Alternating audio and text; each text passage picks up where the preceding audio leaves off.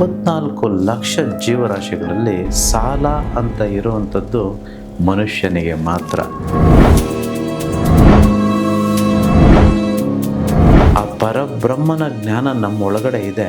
But ಎಲ್ಲೋ ಒಂದು ಕಡೆ ಅನಿಸುತ್ತೆ, ಕಲಿಯುಗದಲ್ಲಿ ನಾವೆಲ್ಲರೂ ಅದನ್ನೆಲ್ಲ ಮರೆತು ಪ್ರಾಣಿಗಳಿಗಿಂತ I don't know how to compare this, ಯಾವುದಕ್ಕಿಂತ ವರ್ಸ್ಟ್ ಆಗಿದ್ದೀವಿ ಅಂತ ನನಗೆ ಗೊತ್ತಿಲ್ಲ. SIP ಮಾಡ್ತಿದ್ದೀರಾ? ನಿಮಗೆ SWP ಅಂದರೆ ಗೊತ್ತಾ? ನಿಮಗೆ ಮೊನೋಪೊಲಿ ಸ್ಟಾಕ್ಸ್ ಅಂದರೆ ಯಾವುದಂತ ಗೊತ್ತಾ? ನೀವು ಅದರಲ್ಲಿ ಇನ್ವೆಸ್ಟ್ ಮಾಡಿದ್ದೀರಾ? ನಿಮ್ಮ ರಿಟೈರ್ಮೆಂಟ್ ಫಂಡ್ ಇದೆಯಾ? ನಿಮಗೆ ಎಮರ್ಜೆನ್ಸಿ ಫಂಡ್ ಇದೆಯಾ?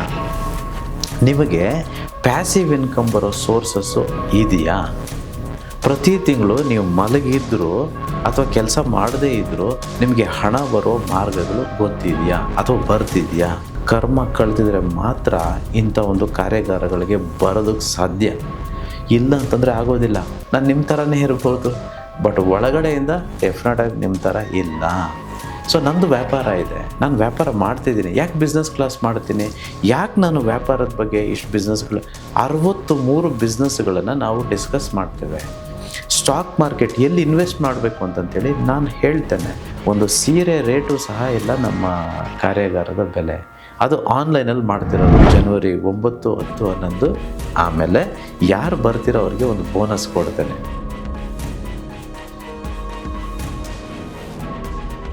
ನಮಸ್ಕಾರ ವೀಕ್ಷಕರೇ, ಅನಂತ ವಿಶ್ವಾಚಾರ್ಯ ಗುರುಜಿಯವರ ಮನಿ ಈಸ್ ಹ್ಯಾಪಿನೆಸ್ನ ಈ ವಿಶೇಷ ಕಾರ್ಯಕ್ರಮಕ್ಕೆ ತಮ್ಮೆಲ್ಲರಿಗೂ ಪ್ರೀತಿಯ ಆದರದ ಸ್ವಾಗತ. ನಾನು ಸೌಮ್ಯ ಮಳಲಿ. ತುತ್ತು ಅನ್ನ ತಿನ್ನೋಕೆ, ಬೊಗಸೆ ನೀರು ಕುಡಿಯೋಕೆ, ಅಂಗೈ ಅಗಲ ಜಾಗ ಸಾಕು ಹಾಯಾಗಿರೋಕೆ ಅಂತ ಡಾಕ್ಟರ್ ವಿಷ್ಣುವರ್ಧನ್ ಅವರ ಸಿನಿಮಾದ ಈ ಹಾಡು ನಮ್ಮೆಲ್ರಿಗೂ ಕೂಡ ಗೊತ್ತು. ಅಂದರೆ ಕಳೆದ ಸುಮಾರು ವರ್ಷಗಳ ಹಿಂದೆ ಜನರ ಒಂದು ಮೈಂಡ್ಸೆಟ್ ಯಾವ ರೀತಿಯಾಗಿರ್ತಿತ್ತು ಅಂತಂದರೆ, ಒಂದು ಸ್ವಲ್ಪ ದುಡಿದ್ರೂ ಸಾಕು, ನಾನು ನೆಮ್ಮದಿಯಿಂದ ಬದುಕಬೇಕು, ನಾನು ಇವತ್ತು ದುಡಿದ್ನ ನನಗೆ ಅನ್ನಗಾಯ್ತು, ಬಟ್ಟೆಗಾಯ್ತು, ನನ್ನ ಮಲಗಕ್ಕೆ ಜಾಗ ಸಿಕ್ತು, ನನ್ನ ಮನೆ ಬಾಡಿಗೆ ಕಟ್ಟೋಕಾಯ್ತು, ಇರೋದ್ರಲ್ಲಿ ಹಾಯಾಗಿರೋಣ ಅನ್ನುವಂಥ ಒಂದು ಮನಸ್ಥಿತಿಯಲ್ಲಿದ್ದರು. ಆದರೆ ಈಗ ಕಾಲ ಬದಲಾಗಿದೆ. ಎಲ್ರಿಗೂ ಕೂಡ ದೇಶ ಸುತ್ತಬೇಕು, ನಾವು ಅಂದ್ಕೊಂಡಿದ್ದನ್ನು ತಗೋಬೇಕು, ಒಂದು ಒಳ್ಳೆ ಬಂಗ್ಲೆ ಅಂತಹ ಮನೆ ಕಟ್ಟಬೇಕು, ನನ್ನ ಹತ್ರ ಇಷ್ಟ ಆಸ್ತಿ ಇದೆ ಅಂತ ನಾನು ಹೆಮ್ಮೆಯಿಂದ ಹೇಳ್ಕೊಳ್ಬೇಕು.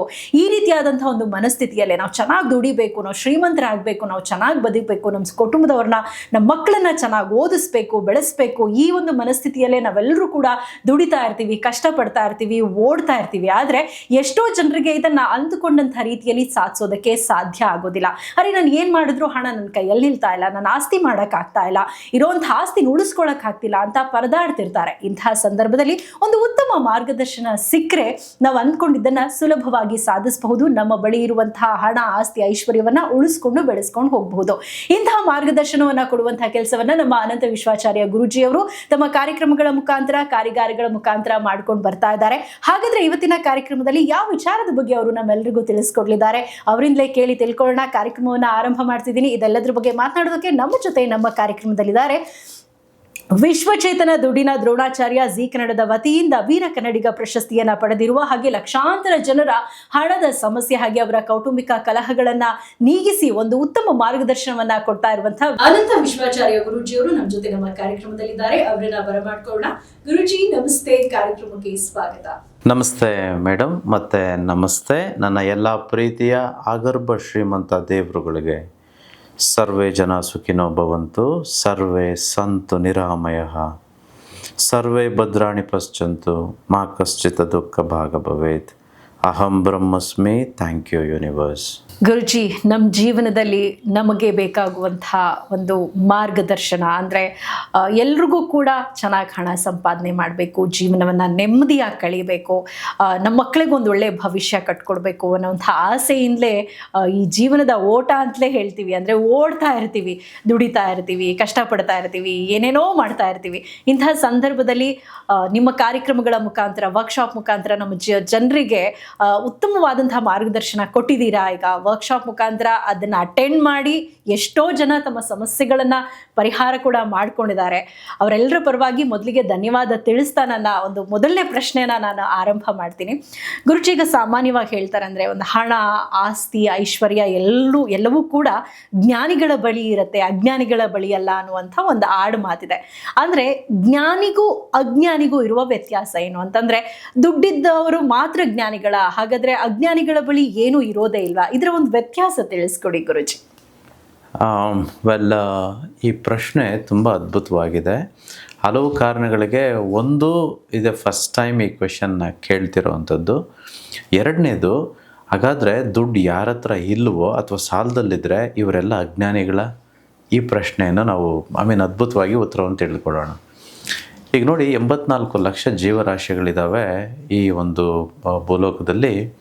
ಈ 84 ಲಕ್ಷ ಜೀವರಾಶಿಗಳಲ್ಲಿ ಸಾಲ ಅಂತ ಇರುವಂಥದ್ದು ಮನುಷ್ಯನಿಗೆ ಮಾತ್ರ, ಇನ್ಯಾವುದೇ ಪ್ರಾಣಿಗಿಲ್ಲ. ಈಗ ನಿಮ್ಮ ಮನೆಗಳ ಹತ್ರ ಬೀದಿ ನಾಯಿಗಳು ನೋಡ್ತೀರಾ, ಅಥವಾ ನಿಮ್ಮ ಮನೇಲಿ ಬೆಕ್ಕಿರ್ಬೋದು, ಅಥವಾ ನೀವು ಹಸು ಸಾಕಿರ್ಬೋದು, ಅಥವಾ ನೀವು ಪಕ್ಷಿಗಳು ನೋಡ್ತೀರಾ, ಅಥವಾ ಯಾವುದೇ you see any ant or worm or anything, ಈ ಬ್ಯಾಕ್ಟೀರಿಯಾ ಯಾವುದಕ್ಕೂ ಸಾಲ ಇಲ್ಲ. ಬಟ್ ಈ ಮನುಷ್ಯನಿಗೆ ಮಾತ್ರ ಸಾಲ ಇದೆ. ಆಮೇಲೆ ಹೇಳ್ಕೊಳ್ಳೋಕ್ಕಾಗದೇ ಇರೋಷ್ಟು ಕಷ್ಟಗಳು ಈ ಮನುಷ್ಯನಿಗೆ ಇರೋವಂಥದ್ದು. ಇನ್ನೊಂದು ಗಮನಿಸಿದ್ದೀರಾ, ಈ 84 ಲಕ್ಷ ಜೀವರಾಶಿಗಳಿಗೆ ಎದುರಿಸ್ಬೇಕು, ಬೆದರಿಸ್ಬೇಕು, ಜೈಲಂತಿರಬೇಕು, ಕೋರ್ಟ್ ಇರಬೇಕು, ಲಾಯರ್ ಇರಬೇಕು, ಜಡ್ಜ್ ಇರಬೇಕು ಅಂತ ಏನೂ ಇಲ್ಲ. ಅವೆಲ್ಲ ನೆಟ್ಟಿಗೆ ಇದ್ದಾವೆ. ಈ ಮನುಷ್ಯನಿಗೆ ಮಾತ್ರ ಯಾವತ್ತೂ ಏನು ಹೇಳ್ತೀವಿ, ಜ್ಞಾನ ಇರೋದು ನಮಗೆ, ನಾವು ಅಹಂ ಬ್ರಹ್ಮಸ್ಮಿ, ನಾವು ದೇವ್ರ ರೀತಿ, ನಮಗೆಲ್ಲ ಸಾಧ್ಯ, ಎಷ್ಟು ನಾಲೆಡ್ಜ್, ಬುದ್ಧಿ ಇದೆ ಅಂತ. ಎಲ್ಲಿ ಬುದ್ಧಿ ಇದೆ? ಆಮೇಲೆ 84 ಲಕ್ಷ ಜೀವರಾಶಿಗಳು ನೋಡಿ, ಮನುಷ್ಯನ ಹೊರತುಪಡಿಸಿದ್ರೆ ಸ್ಕೂಲು ಕಾಲೇಜೇ ಇಲ್ಲ. ಅವರ ಜ್ಞಾನಿಗಳ ಒಂದೊಂದು ಸಲ ಅನಿಸುತ್ತೆ ನನಗೆ, ಅದಕ್ಕೆ ನೋಡಿ ದೊಡ್ಡವ್ರು ಬೈತಿರ್ತಾರೆ ಆಡ್ಮೇನೋ ಊರುಗಳಲ್ಲಿ, ಹಳ್ಳಿ ಕಡೆ, ಅಲ್ಲ ಕಣಯ್ಯ, ಪ್ರಾಣಿಗಿದ್ದಷ್ಟು ಬುದ್ಧಿ ಇಲ್ಲೇನಯ್ಯ ನಿನಗೆ ಅಂತ ಹೇಳ್ತಿರ್ತಾರೆ ನೋಡಿ. ಸೊ ಐ ಥಿಂಕ್ ತುಂಬ ಜ್ಞಾನ ಇದೆ ನಮಗೆ. ಆ ಪರಬ್ರಹ್ಮನ ಜ್ಞಾನ ನಮ್ಮ ಒಳಗಡೆ ಇದೆ. ಬಟ್ ಎಲ್ಲೋ ಒಂದು ಕಡೆ ಅನಿಸುತ್ತೆ, ಕಲಿಯುಗದಲ್ಲಿ ನಾವೆಲ್ಲರೂ ಅದನ್ನೆಲ್ಲ ಮರೆತು ಪ್ರಾಣಿಗಳಿಗಿಂತ I don't know how to compare this, ಯಾವುದಕ್ಕಿಂತ ವರ್ಸ್ಟ್ ಆಗಿದ್ದೀವಿ ಅಂತ ನನಗೆ ಗೊತ್ತಿಲ್ಲ. ಸೊ ಅಜ್ಞಾನಿಗಳ ಹತ್ರ ಬರೀ ಹಣ, ಆಸ್ತಿ, ಐಶ್ವರ್ಯ ಮಾತ್ರ ಇಲ್ಲದೆ ಇರೋದಿಲ್ಲ. ಅವರು ಯಾವ ಕಾಲಕ್ಕೂ ಆ ಸತ್ಯಲೋಕ ಅಥವಾ ಸ್ವರ್ಗಲೋಕಕ್ಕೆ ಹೋಗದೆ ಪಾತಾಳ ಲೋಕಗಳಿಗೆ ಹೋಗಬೇಕಾಗಿರುತ್ತೆ. ಇದೊಂದು ಉದಾಹರಣೆ ಮುಖಾಂತರ ಹೇಳ್ತೇನೆ, ಆಗ ಇನ್ನೂ ಸುಲಭವಾಗಿ ಅರ್ಥ ಆಗುತ್ತೆ. ಒಂದು ಸಲ ಇದೇ ಪ್ರಶ್ನೆನ ದೇವರಿಗೆ ಒಬ್ಬ ಮನುಷ್ಯ ಸತ್ಯಲೋಕ ಅಂದರೆ ಸ್ವರ್ಗಲೋಕಕ್ಕೆ ಹೋದ್ಮೇಲೆ ಭಗವಂತನ ಹತ್ರ ಕೂತ್ಕೊಂಡು ಕೇಳ್ತಿರ್ತಾನೆ, ಇದೇನು ಸ್ವಾಮಿ ಇಷ್ಟೊಂದು ಜ್ಞಾನ ಕೊಟ್ಟಿದೀಯ ನೀನು, ನಿನಗೆ ಎಷ್ಟು ಶಕ್ತಿ ಇದೆಯೋ ಅಷ್ಟೆಲ್ಲ ಶಕ್ತಿಯನ್ನು ನಾವು ಮನುಷ್ಯರು ಭೂಲೋಕದಲ್ಲಿ ನಮ್ಮನ್ನು ಕಳಿಸಿದಾಗ ನಮಗೆಲ್ಲ ಕೊಟ್ಟು ಕಳಿಸಿದೀಯಾ, all the powers that you have, everything you have bestowed on us, but how come we are so struggling, poverty stricken, we don't have anything, we feel that shortage, how come ಅಂತ ಕೇಳಿದಾಗ ಆಗ ಭಗವಂತ, ಒಂದು ನಿಮಿಷ ನಾವಿಬ್ಬರು ಮಾರುವೇಷ ಹಾಕ್ಕೊಳ್ಳೋಣ, ಈ ಭೂಲೋಕಕ್ಕೆ ಹೋಗೋಣ, ನಾನು ತೋರಿಸ್ತೀನಿ ನಿನಗೆ ಈ ನಮ್ಮ ಮಕ್ಕಳೆಲ್ಲ ಎಷ್ಟು ಅಜ್ಞಾನಿಗಳು ಅಂತೇಳಿ, ಇಷ್ಟು ಜ್ಞಾನ ಕೊಟ್ಟರು ಎಷ್ಟು ಅಜ್ಞಾನದಲ್ಲಿರ್ತಾರೆ ಬಾ ಅಂತಂತೇಳಿ ದೇವರು ಮತ್ತು ದೇವ್ರ ಫ್ರೆಂಡ್ ಅಂದ್ಕೊಳ್ಳಿ ಈಗ ಮನುಷ್ಯ, ಇವರಿಬ್ಬರು ಮಾರುವೇಷದಲ್ಲಿ ಹೋಗ್ತಾರೆ.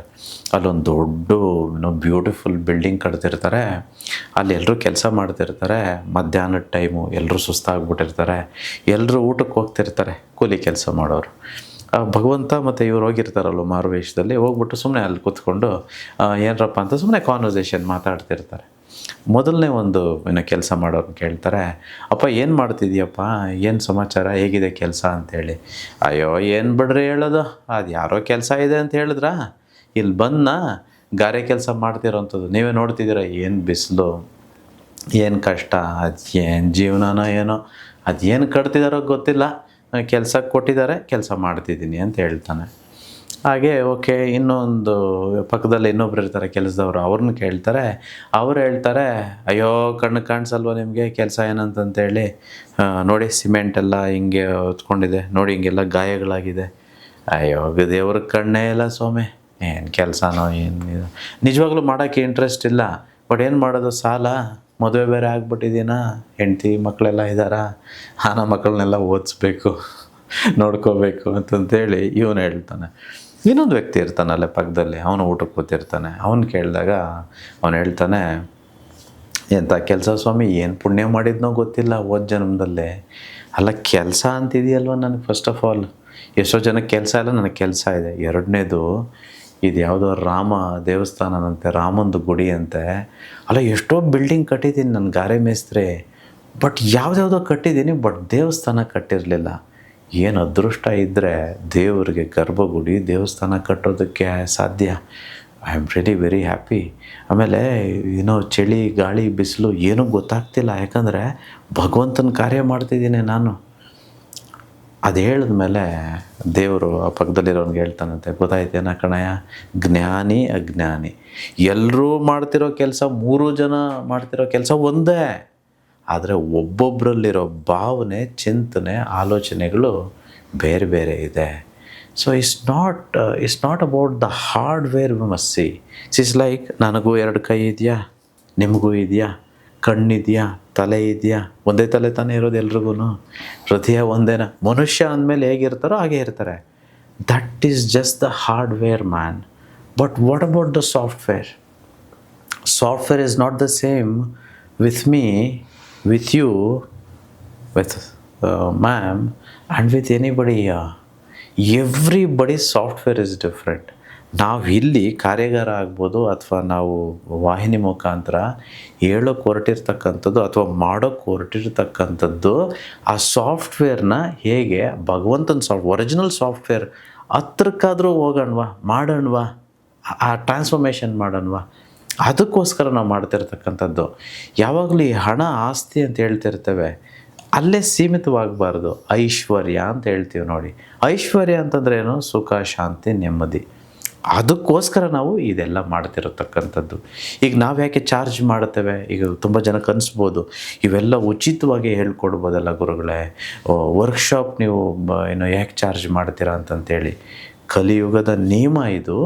ಯಾವುದನ್ನು ಯಾರಿಗೂ ಉಚಿತವಾಗಿ ಕೊಡೋಂಗಿಲ್ಲ. ಯಾವುದನ್ನೆಲ್ಲ ಉಚಿತವಾಗಿ ಕೊಡ್ತೀವೋ ಅಲ್ಲೆಲ್ಲ ಕರ್ಮ ಅಟ್ರ್ಯಾಕ್ಟ್ ಆಗುತ್ತೆ.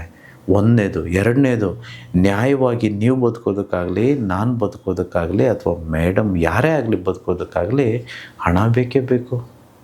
ಆಮೇಲೆ ಇನ್ನೊಂದು, ಮನುಷ್ಯನ ಗುಣ ಹೇಗಿದೆ ಅಂತಂದರೆ, ಯಾವುದನ್ನೆಲ್ಲ ಉಚಿತವಾಗಿ ಕೊಡ್ತೀವೋ ಅದಕ್ಕೆ ಬೆಲೆ ಕೊಡೋಕ್ಕೆ ಗೊತ್ತಿಲ್ಲ. ಅದೇ ನಿಮ್ಮ ಮನೆ ಹತ್ರ ಒಂದು ನಾಯಿ ಇರುತ್ತೆ, ಒಂದು ಬಿಸ್ಕೆಟ್ ಹಾಕಿ, ಇಲ್ಲ ಯಾವುದೋ ಹಳಸೋಗಿರೋ ಊಟ ಹಾಕಿ, ಅದು ಸಾಯೋ ತನಕ ನೆನಪಲ್ಲಿ ಇಟ್ಕೊಳ್ಳುತ್ತೆ ನಿಮ್ಮನ್ನು.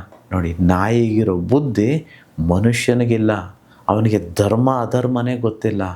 ಯಾವುದು ಉಚಿತವಾಗಿ ಕೊಡ್ತೀವೋ ಅದನ್ನು ಕೇರ್ಲೆಸ್ ಮಾಡ್ತಾನೆ. ನೋಡಿ, ತಾಯಿ ಪ್ರೀತಿ ಉಚಿತವಾಗಿ ಸಿಗುತ್ತೆ, ಅದಕ್ಕೆ ಅಮ್ಮನ ಜೊತೆ ಸರಿಯಾಗಿ ಮಾತಾಡಲ್ಲ ನಾವು. ಅಮ್ಮನ ಫೋನ್ ಬಂದರೆ ಇರಿಟೇಟ್ ಆಗ್ತೀವಿ. ಅಮ್ಮನ ಕೊಡಲ್ಲ ಡ್ರೆಸ್ಸು, ಅದು ಯಾರೋ ಲವರ್ ಇರ್ತಾಳೆ, ಅವಳು ಕರೆಕ್ಟಾಗಿ ಕೊಟ್ಟಿರ್ತೀವಿ. ಅವಳು 7 ಗಂಟೆಗೆ ಬಾ ಅಂತಂದರೆ 6:15 ಹೋಗಿ ಕಾಯ್ತಿರ್ತೀವಿ. ಅವಳು ಫೋನ್ ಕರೆಕ್ಟಾಗಿ ಅಟೆಂಡ್ ಮಾಡ್ತೀವಿ. ಅವಳು ಅಂದರೆ ಇಲ್ಲ, ಅವನು ಆಗ್ಬೋದು, ಅವಳು ಆಗ್ಬೋದು, ನಾನು ಹೇಳ್ತಿರೋ ಅಂಥದ್ದು. ಯಾವುದೆಲ್ಲ ಉಚಿತವಾಗಿ ಬರುತ್ತೋ ಅದಕ್ಕೆ ನಮಗೆ ಬೆಲೆ ಕೊಡೋಕ್ಕೆ ಗೊತ್ತಿಲ್ಲ. ಹಂಗಂತಂದಮೇಲೆ ಇಷ್ಟೆಲ್ಲ ಗೊತ್ತಿದ್ದು ಜ್ಞಾನಿ ನಾನಾದಮೇಲೆ ನಾನೇ ಉಚಿತವಾಗಿ ಕೊಡ್ತೀನಿ ನಿಮಗೆ? ಯಾವುದನ್ನು ಉಚಿತವಾಗಿ ಕೊಡಲ್ಲ, ಯಾಕಂದರೆ ಅದಕ್ಕೆ ಬೆಲೆ ಕೊಡೋಕ್ಕೆ ನಿಮಗೆ ಬರಲ್ಲ. ಅದಕ್ಕೆ hope you understood what is ಜ್ಞಾನಿ ಮತ್ತು ಅಜ್ಞಾನಿ. ಓಕೆ ಗುರುಜಿ, ಬಹಳ ಉತ್ತಮವಾದಂಥ ಉದಾಹರಣೆ ಮೂಲಕ ನಾವು ಅಂದರೆ ಯಾವುದಕ್ಕೆ ಯಾವ ರೀತಿಯಾದಂಥ ಒಂದು ವ್ಯಾಲ್ಯೂ ಕೊಡಬೇಕು ಅನ್ನೋದ್ರ ಬಗ್ಗೆ ಬಹಳ ಉತ್ತಮವಾಗಿ ತಿಳಿಸ್ಕೊಟ್ರಿ ಗುರುಜಿ. ಇದೇ ರೀತಿಯಾದಂಥ ಒಂದು ಮಾಹಿತಿಯನ್ನು, ಮಾರ್ಗೋಪಾಯಗಳನ್ನು ನೀವು ನಿಮ್ಮ ವರ್ಕ್ಶಾಪ್ನಲ್ಲೂ ಕೂಡ ಕೊಡ್ತಾ ಇರ್ತೀರಾ. ಇನ್ನು 2026 ಹೊಸ್ತಿಲಲ್ಲಿದ್ದೀವಿ, ಇನ್ನೇನು ಕೆಲವು ದಿನ ಮಾತ್ರ ಇರುವಂಥದ್ದು 2026 ಬರಮಾಡ್ಕೊಳ್ಳೋದಕ್ಕೆ. 2026 ಜನವರಿ 9, 10 ಹಾಗೆ 11ನೇ ತಾರೀಕು 3 ದಿನಗಳ ಕಾಲ ಸ್ಪೆಷಲ್ ಆನ್ಲೈನ್ ಬಿಸ್ನೆಸ್ ವರ್ಕ್ಶಾಪನ್ನು ನೀವು ಕಂಡಕ್ಟ್ ಮಾಡ್ತಿದ್ದೀರಾ. ಅದ್ರ ಬಗ್ಗೆ ಕೂಡ ನಮ್ಮ ವೀಕ್ಷಕರಿಗೆ ಒಂದಷ್ಟು ಮಾಹಿತಿ ಕೊಡಿ. ವೆಲ್, ಇದು special for many reasons. It is special. ನಾನು ಈಗಾಗಲೇ ಹೇಳ್ತಿದ್ದೆ, ನಮ್ಮ ಸ್ಟುಡಿಯೋದಲ್ಲೇ ಕ್ಯಾಮ್ರಾಮ್ಯಾನ್ ಇವರೆಲ್ಲ ಕೂತಿದ್ರು, ಅವ್ರನ್ನ ಕೇಳ್ತಿದ್ದೆ, ಆ ರಿಯಾಲಿಟಿ ಶೋಸ್ ತುಂಬ ಪಾಪ್ಯುಲರ್ ಅಂತ ಈ ನಡುವೆ, ಅದನ್ನೆಲ್ಲ ನೋಡ್ತಿದ್ದೀರಾ ಅಂತಂತೇಳಿ. ಅವ್ರು ಹೇಳಿದ್ರು, ಹೌದು ಗುರುಗಳೇ ನೋಡ್ತೀನಿ ಅಂತಂತೇಳಿ. I mean truthfully accepted. And not just him, there are so many people who see ನನ್ನ ಮನೆಯಲ್ಲೇ ನೋಡ್ತಾರೆ, ಇನ್ನೇನು ಅವರೇನು ವಿಶೇಷ ಅಂತಂತಲ್ಲ. ಅದನ್ನು ನೋಡ್ಬೋದು. ನೋಡೋದಕ್ಕಿಂತ ಮುಂಚಿತವಾಗಿ ಕೆಲವು ಗೊತ್ತಿರಬೇಕು, ಕೆಲವು ಮಾಡ್ತಿರಬೇಕು. ನಾನು ಕೇಳಿದೆ, ನೀವು SIP ಮಾಡ್ತಿದ್ದೀರಾ? ನಿಮಗೆ SWP ಅಂದರೆ ಗೊತ್ತಾ? ನಿಮಗೆ ಮೊನೋಪೊಲಿ ಸ್ಟಾಕ್ಸ್ ಅಂದರೆ ಯಾವುದಂತ ಗೊತ್ತಾ? ನೀವು ಅದರಲ್ಲಿ ಇನ್ವೆಸ್ಟ್ ಮಾಡಿದ್ದೀರಾ? ನಿಮ್ಮ ರಿಟೈರ್ಮೆಂಟ್ ಫಂಡ್ ಇದೆಯಾ? ನಿಮಗೆ ಎಮರ್ಜೆನ್ಸಿ ಫಂಡ್ ಇದೆಯಾ? ನಿಮಗೆ ಪ್ಯಾಸಿವ್ ಇನ್ಕಮ್ ಬರೋ ಸೋರ್ಸಸ್ಸು ಇದೆಯಾ? ಪ್ರತಿ ತಿಂಗಳು ನೀವು ಮಲಗಿದ್ದರೂ ಅಥವಾ ಕೆಲಸ ಮಾಡದೇ ಇದ್ದರೂ ನಿಮಗೆ ಹಣ ಬರೋ ಮಾರ್ಗಗಳು ಗೊತ್ತಿದೆಯಾ ಅಥವಾ ಬರ್ತಿದೆಯಾ? ಇವೆಲ್ಲ ಇದೆ ಅಂತಂದರೆ ದಯವಿಟ್ಟು ನಿಮ್ಮ ಮನೆಗೆ ನನ್ನೂ ಕರೀರಿ, ನಾನು ಬಂದು ರಿಯಾಲಿಟಿ ಶೋ ಅಲ್ಲಿ ನಿಮ್ಮ ಜೊತೆ ಕೂತ್ಕೊಂಡು ನೋಡ್ತೀನಿ ಅಂತಂತ ಹೇಳಿದೆ. So this you must know. ಹೊಸ ವರ್ಷ ಪ್ರತಿ ಸಲ ಬರ್ತಾನೇ ಇದೆ. ನೀವು ಹೊಸಬರಾಗಿದ್ದೀರಾ? ನಿಮ್ಮ ಚಿಂತನೆಗಳಲ್ಲಿ ಹೊಸತನ ಇದೆಯಾ? ನಿಮ್ಮ ಆಲೋಚನೆಗಳಲ್ಲಿ ಹೊಸತನ ಇದೆಯಾ? ವ್ಯಾಪಾರ ಸ್ಟಾರ್ಟ್ ಮಾಡಿದ್ದೀರಾ? ಲಾಭ ಮಾಡ್ತಿದ್ದೀರಾ? ನೀವು ಎಷ್ಟು ನೀವು ಅಂದ್ಕೊಳ್ತಿದ್ದೀರೋ ಅಂಥ ಜೀವನ ನಡೆಸ್ತಿದ್ದೀರಾ? ಯಾಕೆ ನಡ್ಸೋಕ್ಕಾಗ್ತಿಲ್ಲ? ಆ ಕ್ಯಾಲೆಂಡರ್ ಬದಲಾವಣೆ ಆಗ್ತಿದೆ, ನಿಮ್ಮ ಮನಸ್ಸು ಬದಲಾವಣೆ ಆಗಿದೆಯಾ? ಏನಾದರೂ ಹೊಸದು ಮಾಡೋದಕ್ಕಾಗಿದೆಯಾ? ಈ ಸ್ಪೆಷಲ್ ವರ್ಕ್ಶಾಪ್ ನಿಜವಾಗ್ಲೂ ಹೇಳ್ತಿದ್ದೇನೆ, ಕರ್ಮ ಕಳೆದಿದ್ರೆ ಮಾತ್ರ ಇಂಥ ಒಂದು ಕಾರ್ಯಾಗಾರಗಳಿಗೆ ಬರೋದಕ್ಕೆ ಸಾಧ್ಯ. ಇಲ್ಲ ಅಂತಂದರೆ ಆಗೋದಿಲ್ಲ. ವಿ ಡೋಂಟ್ ನಾನು ಯಾವತ್ತೂ ಹೇಳ್ತಾ ಇರ್ತೇನೆ, ನಮಗೆಲ್ರಿಗೂ ಎಲ್ಲರಿಗೂ ಇದಿದೆ. ನೈಲ್ ಪಾಲಿಷ್ ಹಾಕ್ಕೊಳ್ತೀವ, ನೈಲ್ಸ್ ಕಟ್ ಮಾಡ್ತೀವ, ಹೋಗ್ಲಿ ವಿಮೆನ್ ಎಲ್ಲನೂ ಐಬ್ರೋ ಮಾಡಿಸ್ಕೊಳ್ತಾರೆ, ಪ್ರತಿ ತಿಂಗಳು ಮಾಡಿಸ್ಕೊಳ್ತೀರ ತಾನೆ. ಅಥವಾ ಏರ್ ಡೈ ಸ್ವಲ್ಪ ಎಲ್ಲ ವಯಸ್ಸಾದ್ಮೇಲೆ ಏರ್ ಕಲರ್ ಹಾಕ್ಸ್ಕೊಳ್ತೀವ. ಇಂಥದ್ರ ಮೇಲೆಲ್ಲ ಕಾಳಜಿ ಇದೆ ನಮಗೆ, ಚೆನ್ನಾಗಿ ಕಾಣಬೇಕು ಅಂತಂತೇಳಿ. ಇದೆಲ್ಲ ಏನಿದು ಏನಂತಾರೆ, ಸಾಫ್ಟ್ವೇರ್ ಅಲ್ಲ, ಹಾರ್ಡ್ವೇರ್ ಮೇಲಿರೋ ಪ್ರೀತಿ ಸಾಫ್ಟ್ವೇರ್ ಮೇಲಿಲ್ವೇ? ಯಾವತ್ತೋ ಕಾಲದಲ್ಲಿ ಓದಿರೋವಂಥದ್ದು ಅದೇ ಡಿಗ್ರಿನ, ಅದೇ PUCನ, ಅದೇ 10th ಏನೋ ಒಂದು ಸಣ್ಣ ನಾಲೆಜ್ ಇಟ್ಕೊಂಡು ಇನ್ನೂ ಬದುಕ್ತಾನೇ ಇದ್ದೀವಿ ಅಂತಂದರೆ ಯಾವಾಗಲೇ ನಾವೆಲ್ಲ ಅಪ್ಗ್ರೇಡ್ ಆಗೋದು? ಯಾವಾಗ ಅಪ್ಡೇಟ್ ಆಗೋದು? There are so many things which we can learn. ಆಮೇಲೆ ನಾನು ಐ ಆಮ್ ಅ ಮಾಡರ್ನ್ ಕುರುಗಳು ಅಂತ ಹೇಳಲಿಕ್ಕಾಗಲ್ಲ. Just like you, but I am upgraded version. I am a same software as you. I vouch for it and I really challenge you. I'm not the same. Though I might look in the appearance wise I could be same. ನಾನು ನಿಮ್ಮ ಥರನೇ ಇರ್ಬೋದು, but ಒಳಗಡೆಯಿಂದ ಡೆಫಿನೆಟಾಗಿ ನಿಮ್ಮ ಥರ ಇಲ್ಲ. So ನಂದು ವ್ಯಾಪಾರ ಇದೆ, ನಾನು ವ್ಯಾಪಾರ ಮಾಡ್ತಿದ್ದೀನಿ. ಯಾಕೆ ಬಿಸ್ನೆಸ್ ಕ್ಲಾಸ್ ಮಾಡ್ತೀನಿ? ಯಾಕೆ ನಾನು ವ್ಯಾಪಾರದ ಬಗ್ಗೆ ಇಷ್ಟು ಬಿಸ್ನೆಸ್ಗಳು 63 ಬಿಸ್ನೆಸ್ಗಳನ್ನು ನಾವು ಡಿಸ್ಕಸ್ ಮಾಡ್ತೇವೆ. ಸ್ಟಾಕ್ ಮಾರ್ಕೆಟ್ ಎಲ್ಲಿ ಇನ್ವೆಸ್ಟ್ ಮಾಡಬೇಕು ಅಂತಂತೇಳಿ ನಾನು ಹೇಳ್ತೇನೆ. ಹೇಗೆ ಮಾಡಬೇಕು, ಬಿಸ್ನೆಸ್ ಹೇಗೆ ಮಾಡಬೇಕು, what is unique selling proposition. ಯಾಕೆ ಕೆಲವ್ರು ಮಾತ್ರ ಗೆಲ್ತಾರೆ ವ್ಯಾಪಾರದಲ್ಲಿ, ಯಾಕೆ ಇನ್ನೂ ಕೆಲವರು ಏನು ಮಾಡಿದ್ರೂ ಗೆಲ್ಲೋದಕ್ಕಾಗಲ್ಲ? ಈ ಏಂಜಲ್ ನಂಬರ್ಸ್ ಅಂತಂದರೆ ಏನು? ಧನವನ್ನು ಆಕರ್ಷಣೆ ಮಾಡ್ಕೋಬೇಕು, ನಾವು ಹಿಂದೆ ಓಡೋದಲ್ಲ. ಸ್ತ್ರೀ ತತ್ವಕ್ಕೂ ಶಕ್ತಿ ತತ್ವಕ್ಕೂ ಪುರುಷ ತತ್ವಕ್ಕೂ ಇರೋ ವ್ಯತ್ಯಾಸಗಳೇನು? ಯಾಕೆ ನೀವು ಯಾವುದಾದ್ರೂ ಗಮನಿಸಿದ್ದೀರಾ? ಹೆಣ್ಮಕ್ಳ ಹತ್ರನೇ ಹೆಚ್ಚು ಬಂಗಾರ ಆಗಲಿ, ಹಣ ಆಗಲಿ, ಆಸ್ತಿ ಆಗಲಿ ಇರೋದು. ನೀವು ಚೆಕ್ ಮಾಡಿ ನೋಡಿ. ಇದು ಈ ಕಾಲದಲ್ಲ, ಯಾವುದೋ ಕಾಲದಿಂದ ಇದಿರೋವಂಥದ್ದು. ಏಕೆ ನಮಗೆ ಪುರುಷರಿಗೆ ಹೆಚ್ಚು ಧನ ಆಕರ್ಷಣೆ ಆಗೋದಿಲ್ಲ? ಆಮೇಲೆ ನೀವು ನೋಡಿದ್ದೀರಾ, ಹೆಚ್ಚು ಸುಖ ಶಾಂತಿ ಇರೋವಂಥದ್ದು ಹೆಣ್ಮಕ್ಳಲ್ಲೇ. ಯಾಕೆ ಪುರುಷ ತತ್ವದಲ್ಲಿಲ್ಲ? ಇವೆಲ್ಲವನ್ನು ನಾವು ಸ್ಪೆಷಲ್ ವರ್ಕ್ಶಾಪಲ್ಲಿ ಡಿಸ್ಕಸ್ ಮಾಡ್ತೇವೆ. What we pay is just peanuts man. I tell you something ಅಲ್ಲ, ಒಂದು ಸೀರೆ ರೇಟು ಸಹ ಇಲ್ಲ ನಮ್ಮ ಕಾರ್ಯಾಗಾರದ ಬೆಲೆ. ಅದು ಆನ್ಲೈನಲ್ಲಿ ಮಾಡ್ತಿರೋದು ಜನವರಿ 9, 10, 11. ಆಮೇಲೆ ಯಾರು ಬರ್ತಿರೋ ಅವ್ರಿಗೆ ಒಂದು ಬೋನಸ್ ಕೊಡ್ತೇನೆ. ಯಾರು ರಿಜಿಸ್ಟರ್ ಮಾಡ್ಕೊಳ್ತೀರೋ ಅವ್ರಿಗೆ ಬೋನಸ್ ಇರುತ್ತೆ. ಅಷ್ಟೇ ಅಲ್ಲ, ಬರೋದಕ್ಕಿಂತ ಮುಂಚಿತವಾಗಿ ಪ್ರತಿ ಶುಕ್ರವಾರ ಕೆಲವು ತಂತ್ರಗಳಿರುತ್ತೆ ಮಾಡೋದಕ್ಕೆ. ಸೊ ದಯವಿಟ್ಟು ಈ ಕೂಡಲೇ ಈ ಕೆಳಗಡೆ ಸ್ಕ್ರಾಲ್ ಆಗ್ತಿರೋ ನಂಬರ್ಗೆ ಫೋನ್ ಮಾಡಿ. ಪ್ರತಿ ಶುಕ್ರವಾರ, ಜನವರಿ ತನಕ ಕಾಯೋದಲ್ಲ, ಡಿಸೆಂಬರ್ ತಿಂಗಳಲ್ಲೇ ಮಾಡಲಿಕ್ಕಿರುತ್ತೆ. ಏನೇನು ಮಾಡಬೇಕು? ಯಾಕಂತಂದರೆ ನಮ್ಮ ವರ್ಕ್ಶಾಪ್ಗೆ ಯಾರು ಬರ್ತಾರೋ, ನಾನು ಆಗಲೇ ಹೇಳ್ದಾಗೆ ಕರ್ಮ ಕಳೆದಿರಬೇಕು. ಎರಡನೇದು, ರಜಸ್ಸು ಮತ್ತು ತಮಸ್ಸು ಗುಣಗಳನ್ನ ಕಡಿಮೆ ಮಾಡ್ಕೋಬೇಕು, ಸಾತ್ವಿಕ ಗುಣಗಳು ಹೆಚ್ಚಾಗಬೇಕು. ಅದಕ್ಕೋಸ್ಕರ ದೆರ್ ಈಸ್ ಪ್ರಿಪರೇಷನ್. ಸೊ ಹಾಗಾಗಿ suppose Jan 9th, 10th and 11th world cup ಅಂತಂದರೆ ಅವತ್ತೇ ಹೋಗಿ ಮ್ಯಾಚಿಗೆ ಹೋಗ್ಲಿಕ್ಕಾಗಲ್ಲ. ಪ್ರಿಪ್ರೇಷನ್, ನೆಟ್ ಪ್ರಾಕ್ಟೀಸ್ ಇದೆ. ಸೊ ಹಾಗಾಗಿ ದಯವಿಟ್ಟು ಈ ಕೂಡಲೇ ಕಾಲ್ ಮಾಡಿ, ಎನ್ಕ್ವೈರಿ ಮಾಡಿ, ತಿಳ್ಕೊಳ್ಳಿ ಏನು ಪ್ರಿಪೇರ್ ಮಾಡ್ಕೋಬೇಕು ಅಂತಂತೇಳಿ. ಆ ನಂತರ you can actually participate. Yes, ಜೀವನದಲ್ಲಿ ಏನಾದರೂ ಗುರಿ ಇಟ್ಕೊಂಡು ಸಾಧಿಸಬೇಕು ಅನ್ನೋ ಛಲ ಇದ್ದರೆ ಈ ವರ್ಕ್ಶಾಪನ್ನು ಅಟೆಂಡ್ ಮಾಡಬಹುದು ಅನ್ನೋದನ್ನು ತಿಳಿಸ್ಕೊಟ್ಟಿದ್ದೀರಾ ಗುರುಜಿ. ಸೊ ಜೈಲಿಗೆ ಹೋಗ್ಬೇಕೇನ್ರಿ ಮನ ಪರಿವರ್ತನೆ ಆಗೋದಕ್ಕೆ? ಅದು ಅವಶ್ಯಕತೆ ಇಲ್ವಲ್ಲ. ಎರಡನೇದು, ಮೂರನೇದು ಸ್ಮಶಾನದಲ್ಲಿ. ಇನ್ನೇನಿದೆ ಉಳಿದಿದೆ? ಅಲ್ಲಿ ಟ್ರಾನ್ಸ್ಫಾರ್ಮೇಷನ್ ಆಗೋದು ಒಂದೇ, ಸುಮ್ಮನೆ ಹೋಗೋದು ಒಂದೇ. ಯಾಕಂದರೆ ಎಲ್ಲ ಟೈಮ್ ಆಗೋಗಿದೆಯಲ್ವ, ಇನ್ನೇನಿದೆ? ಸೊ ಹಾಗಾಗಿ ಅದಕ್ಕೆ ಹೇಳ್ತಿರೋವಂಥದ್ದು, ನಮ್ಮ ವರ್ಕ್ಶಾಪ್ಗೆ ಯಾರ್ಯಾರು ಬಂದಿದ್ದಾರೋ ಅವ್ರಿಗೆ ಗೊತ್ತಿರುತ್ತೆ, ಮನ ಪರಿವರ್ತನೆ ಆಗಿಯೇ ಆಗುತ್ತೆ. ಆಮೇಲೆ ಪ್ರತಿ ವರ್ಕ್ಶಾಪ್ ಬಂದಾಗ ಹ್ಯಾಪಿ ಬರ್ಡೇ ಸಾಂಗ್ ನಾವು ಹಾಡ್ತೇವೆ ಆ್ಯಂಡ್ ಎಲ್ರಿಗೂ ಹೇಳ್ತೇವೆ ಹ್ಯಾಪಿ ಬರ್ಡೇ, ಬಿಕಾಸ್ ಅದು ಪುನರ್ಜನ್ಮ. ಸೊ ಹಾಗಾಗಿ ಕರ್ಮ ಕಳೆದಿದ್ರೆ ಮಾತ್ರ ಇಂಥ ಒಂದು ಕಾರ್ಯಕ್ರಮವನ್ನು ನೋಡಲಿಕ್ಕಾಗುತ್ತೆ. ಕರ್ಮ ಕಳೆದಿದ್ರೆ ಮಾತ್ರ, ಹೆಚ್ಚು ಕರ್ಮ ಕಳೆದಿದ್ರೆ ವರ್ಕ್ಶಾಪ್ ಬರಲಿಕ್ಕಾಗುತ್ತೆ, ಕಲಿಯೋದಕ್ಕಾಗುತ್ತೆ. ಅದನ್ನು ಅಳವಡಿಸ್ಕೊಂಡು ನಾವೆಲ್ಲರೂ ಬದುಕೋದಕ್ಕೆ ಸಾಧ್ಯ. ಕರ್ಮ ಕಳೆದೇ ಇದ್ದರೆ ದೇವರಾಣೆ ವಿಶ್ವದಾಣೆ ಯಾರ ಕೈಯಲ್ಲೂ ಸಾಧ್ಯ ಇಲ್ಲ.